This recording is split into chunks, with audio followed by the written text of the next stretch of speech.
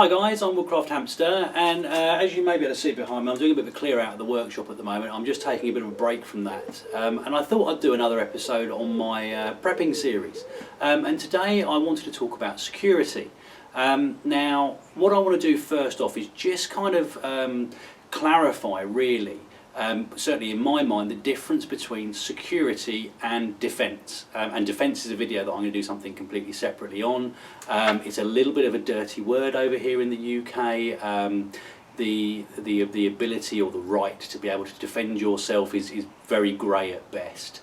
If someone was to break into your home and you were to end up doing them some form of harm, there's a very good chance that you will end up being arrested. And again, I'll go into more detail on the defence video on this one, but the difference is, in my mind, and they are two interchangeable words and you do see them bandied around quite a lot. Security for me is about being in an environment that is secure. Now, depending on your scenario, and it very much depends on what you're prepping for, and to a degree, what part of the world you're in. If you're in, especially over in the States, where security and especially defence are taken very, very seriously. Certainly, it seems that they are to me. I'm happy for any of my American viewers to put me right on that. But for me and my preps, obviously, I'm prepping for being stuck indoors, for there being no power, no water. Maybe there's been some sort of flooding. Maybe there's some kind of rioting, as there was in the UK a few years back, and that's really where the security side of it comes in. So obviously, if everybody in the area that you're in is in the similar situation, you have been preparing for whatever it may be, so you have a stock of food, you've got water, you've got a way of creating heat and light and things like that. The likelihood is a lot of other people won't, and for me, security is about keeping out of sight, not being seen, just staying below the radar. Basically, what you don't want to do, for example, is if it's been 2 or 3 days and you decide you're going to have a fire in the back garden, maybe you're going to have a barbecue, you're going to cook up a load of the food that's sort of going a little bit south in your freezer, and obviously if people can see you doing that, they realise that maybe you have something they don't. So really for me, security is making sure that I have a way, if at all possible, to keep a very low profile. Flip side of that, so I live in a regular house, a 2-bedroom house. I've got double glazed windows, I've got a front door, I've got a back door, and I need to think about how I'm going to make that property secure. If somebody were trying to get in, if someone has realised that they can see of a night time that I've got candles going, so they know there's someone there, they know that I've got a source of light, that potentially makes me a target.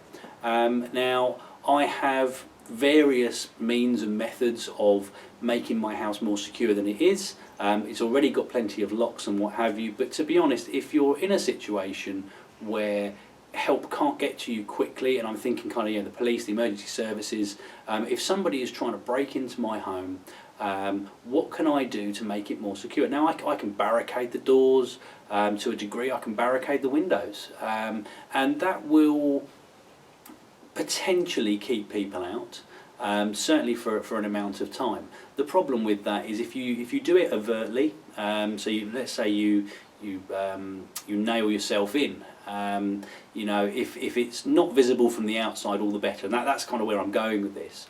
Is what I don't want to do is go around to the front of my house, nail boards all over the windows and all over the doors, because A, you're restricting yourself from getting out, and B, you're making it obvious that there's something in that house that people may want.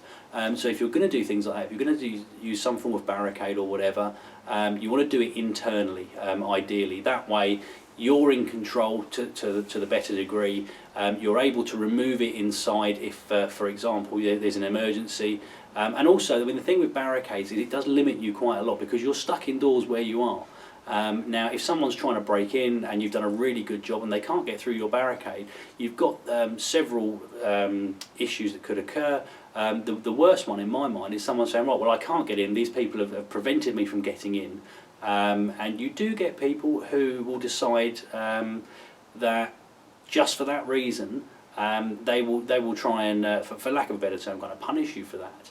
And what you don't want to do is find yourself barricaded into a house where someone has tried to set fire to it. For example, they could have thrown something through a window, they could have poured some petrol over the door or through the letterbox, and you really don't want to be in that situation. So really, all my preps around security work on the basis of I don't want people to know that I'm there. Now you can do things like put up blackout curtains and things. You can get blankets and what have you and put them behind your regular curtains so that if you do have a light in that room, people can't see it from the outside. That way they don't know that you're there.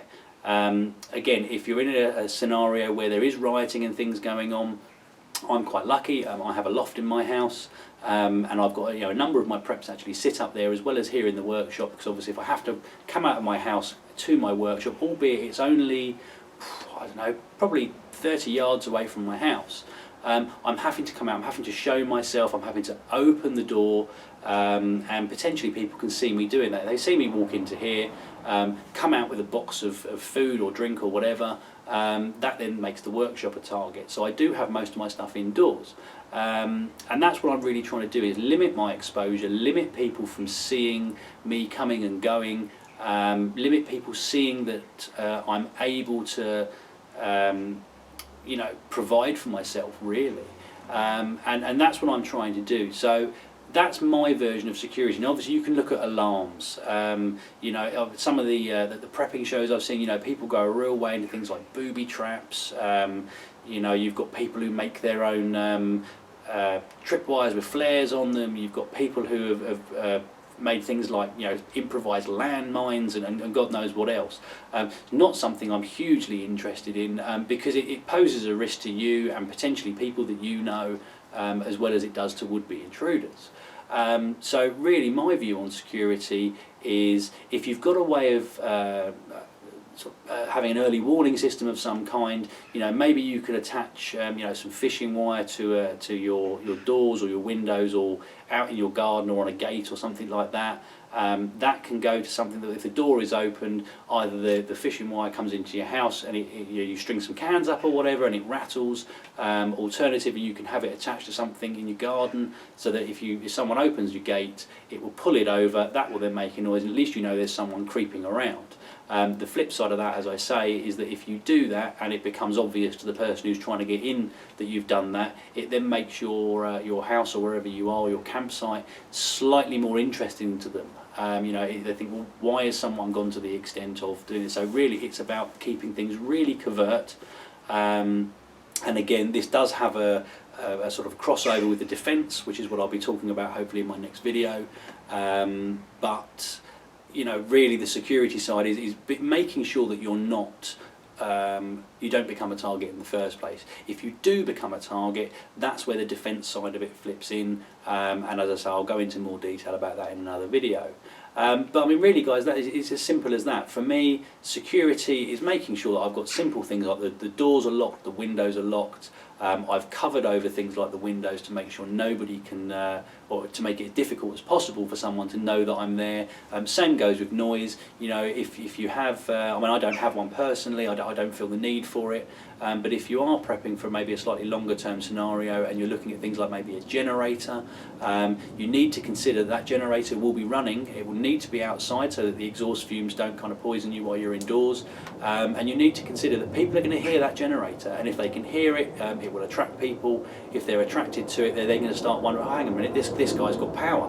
I haven't, I want power. And if you're in a scenario like that where, especially if it's more than just a couple of days and people become very aware that the emergency services are not available, sorry about playing guys, but if people are aware that the emergency services aren't going to react as you would expect them to, and maybe they're not going to be able to get to you within a timely manner, or they're not going to get to you at all, then you will find some people, and unfortunately it's an unfortunate fact of life, there will be people who will decide that they're bigger than you, stronger than you, there's more of them than you, you have something they want, and because there are essentially no repercussions, because the police, law enforcement, whoever can't or aren't able to act, then unfortunately they will potentially take things into their own hands and say, right, well, there's 10 of us, and we think there's only 2 people in that house. We've seen them with food, we've seen them with a generator, we've seen them with light or whatever. They've obviously got stuff and we've got nothing left in our house.